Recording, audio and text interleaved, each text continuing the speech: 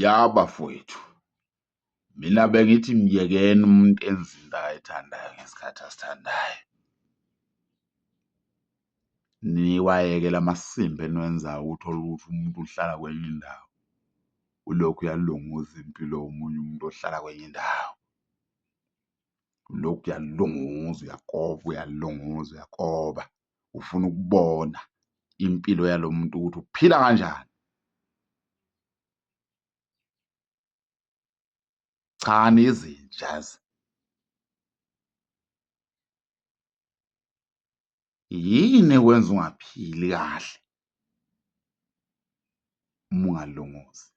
Yini ekwenza uphile kabi uma ungalunguzanga? Yini ekwenza ulunguze? Wawuthanda ukulunguza wena iy'mpilo zabanye abantu. Uyalunguza, uphilela ukukoba, uyalunguza. Nasesikoleni wafeyiliswa yikho ukulunguza lokho. Malunguza. Uyanyanyisa nje uma kuwukuthi wake walunguza impilo yomuntu. Uze ubuze omunye umuntu ukuthi unjani usibanibani ngenhloso yokulunguza. Iyanginyanyisa leyo nto leyo. Bayekeni abantu baphile kahle, ningabalunguzi. Mibombo yonyoko impela.